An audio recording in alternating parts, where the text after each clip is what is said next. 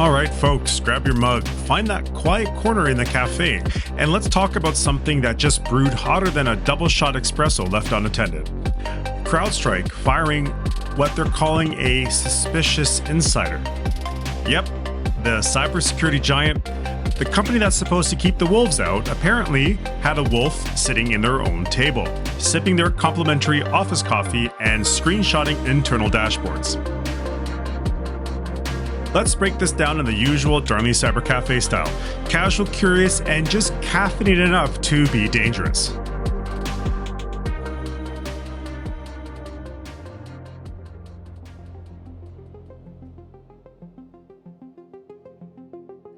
CrowdStrike confirmed that last month they had to fire an insider, someone who allegedly fed information to scattered lapsus hunters, a hacking collective made up of digital troublemakers like Shiny Hunters, Scattered Spider, and Lapsus. These folks specialize in a kind of cyber social jujitsu, manipulating employees, tricking support staff, worming their way into internal systems by pretending to be anybody from IT to the CFO. And this time, they drop screenshots in a public telegram like they're showing vacation pictures. CrowdStrike says their actual systems weren't compromised, no breach, no customer impact. Instead, the insider allegedly screen capped sensitive dashboards and sent them out. Not hacked, not breached, just betrayal via screenshot. That's like leaving that cafe door locked, but the barista sneaking someone in through the back door. You know that feeling when you're running a cafe, when you lock the doors, secure the cash, check the cameras, and then realize the person making your cappuccinos is the one skimming? That's the cybersecurity equivalent of insider threats. Insiders are dangerous because 1. They already have the keys to the building. 2. They already know the systems. And 3. Their activity looks normal until it isn't. CrowdStrike caught this person because he shared pictures of his screen externally. That might sound small, but in cyber terms, that's a fatal red flag. That's like seeing a bartender walk out with a stack of drink tokens in his coat. And the real ramification, even when the company discovers and cuts off the insider, the trust is poisoned for a long time. It rattles employees. It forces companies to question their internal controls. It signals to threat actors that insiders are an angle worth pushing harder. Every insider incident, proven or suspected, makes the next social engineering attack easier. If hackers know insiders exist, they'll go fishing for the next one. Even in my previous podcast in episode 23, I mentioned about accidental insiders, so this is just complementary to what I just said in the previous episode.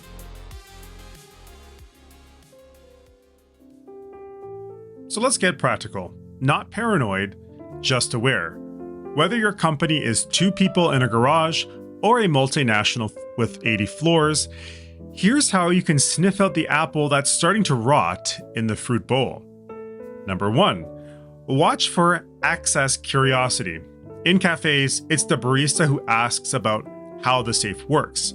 In tech, it's the employee poking at systems irrelevant to their job. So these signs include frequent access to dashboards outside their workflow, exporting or screenshotting internal data, weird after-hour logins, and jumping between systems like an over-caffeinated squirrel. Number 2, lifestyle changes that don't match salary. Now understand this is an old school perspective, but a valid psychological cue. If someone's making $60,000 a year, strolls in wearing a $6,000 watch, occasionally the universe is generous, but sometimes hackers are. Keep that in mind. Number 3, overly defensive behavior. You bring up cybersecurity policies and they suddenly look like you just asked if they stole your lunch from the fridge. Genuine mistake makers are usually cooperative. Insiders get edgy, closed off, or even snappy.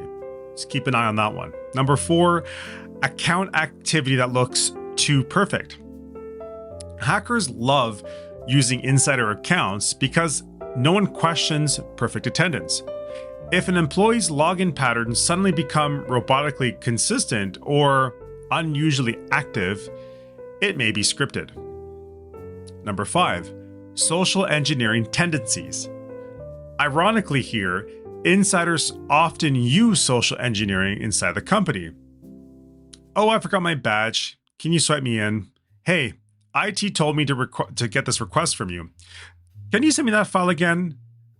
These are little manipulations. They're easy to miss, but are very real. Let's get into psychological profiling. Not CSI stuff, just common sense stuff. Now, I'm not doing mind reading here, just workplace psychology. Here are legit research-backed behavioral traits often found in insider threat cases. Grievance plus opportunity equals danger. Most insider actions are emotional. Resentment, feeling overlooked, demotions, arguments, perceived injustices. Someone who's emotionally checked out is more likely to justify actions that harm the company. And I am extremely sure that some of you listening were at some point emotionally checked out of your job. So you can resonate here on how these things can become possible. Rule bending becomes habitual. People don't jump from model employee to selling access overnight.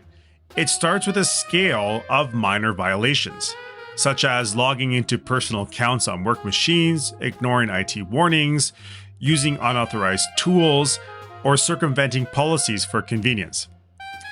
Once someone bends the rules, crossing bigger lines feels just like a little shortcut.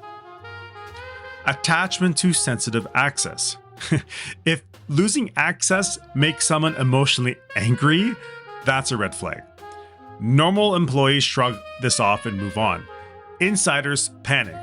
It is like cutting off a leg of support, and people usually crack. Ask me how I know. So that's great, Darnley, but what can businesses actually do here? Well, here's the part where you refill your mug of hot knowledge because it is important. Number 1, tiered access. Need to know only. Even if you trust everyone, cybersecurity does not. Only give access based on what people actively need. 2, actively monitoring. You don't need to spy, you just need alerts when someone suddenly does something unusual. Now, most of the time it is an accident, but that one time it is not. Then you are in the know. Number 3, mandatory escalation paths. Employees should never bypass security because it is easier. No back channels, no just this once. Trust me, they will kick and scream. But if you are in my line of work, it's just another day in the office, am I right? Number 4, culture of transparency. Happy teams reduce insider incidents dramatically. People who feel respected are less likely to betray. To those companies that use and abuse their employees, you'll find out the easy or the hard way. And number 5, third-party risk management. Remember, hackers claimed they got into CrowdStrike via Gainsight, and Gainsight is a customer success management platform. Even if that wasn't true, it shows how attackers think. Your partners are weak points you inherit whether you like it or not. Like the weakest chain analogy, I just keep talking about in my previous podcasts.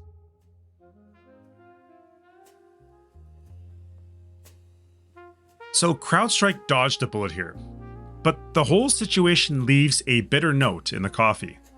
Because if one insider can make a global cybersecurity firm look vulnerable, imagine what can happen inside a mid-sized business with a single tech person with no knowledge or no monitoring tools. Insider threats are becoming the new front in cybersecurity, not because hackers are getting stronger, but because humans are easy to manipulate. Even one disgruntled employee with access to Slack, Okta, or databases can cause a chain reaction that ends with ransomware, data theft, reputation damage, or multi-year lawsuits. Cybersecurity used to be about walls, locks, firewalls, and servers. Now, it's about people. People turning on people. People getting fooled. People getting pressured. And people acting out. The digital battlefield is increasingly inside the building, not outside. And companies need to accept that it's not just paranoia, it is reality. If you run a business, trust your team, but verify their access. Support your team, but monitor your systems. And keep an eye out on anyone who suddenly wants to screenshot everything. I keep saying, keeping a zero trust mindset is the best mindset. Thank you for listening to Darnley Cyber Cafe.